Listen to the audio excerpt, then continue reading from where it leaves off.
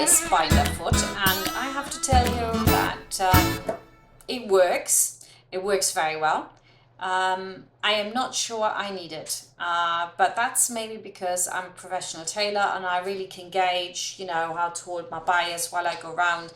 You can only use this binder with already pre-ironed bias anyway, so I'd have to say not something that I would use every day.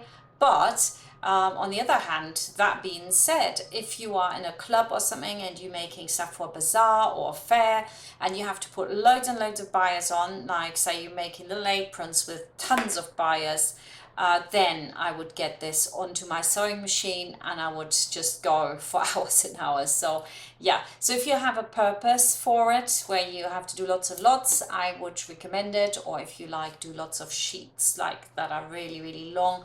But if you're just doing it, say, around an armhole, then I think doing it by hand without the machine attachment is actually much, much quicker and just as good. Your foot is the number 32 in your packet, so take it out, and when you look at it closely, you can see that here we've got the gaps through which the bias binding will go, and we've also got a little screw in the end which you can adjust so that your bias binding sits nice and comfortable in there and it will not move. So now let's see what that looks like when the bias binding is thread through. Make sure that the part of the bias binding that's slightly shorter, you know, one edge is always slightly shorter, that you put that facing down so that it absolutely catches when we put it on the sewing machine. Just pull it through and then adjust the little wheel again so that it fits nice and snug, and then your fabric just goes through the center. So it's actually very, very easy to use. And if you, like I said, have lots and lots to do, then that's certainly a good thing to do. And we've got here a little marker as well, which will tell you where the edge of the bias binding has to be on that side. Now you need to adjust your needle position.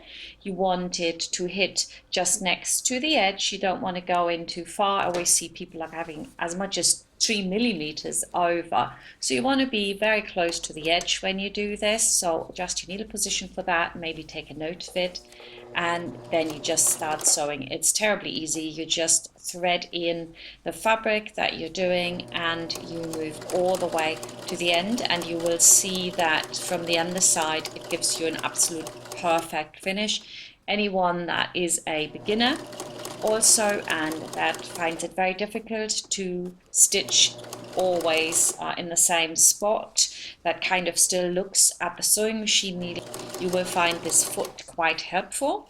So another incredibly cheap foot, I think it works out roughly $1.60 per foot, and if you just Google this you will find that they are around $12. Anyway, the good ones are. And if you wanted to get the whole piece for yourself, I must mention again, they don't pay me, I just think it's really good stuff. You scroll down and you can see here in the description box all the links, not only to Madame So, who sells these feet, but also to my academy from frocksandfrolics.com. It's like our member site where you can find all my patterns. And I'll leave you with a little clip about my Joanna cardigan. And I'll see you next week for another presser foot.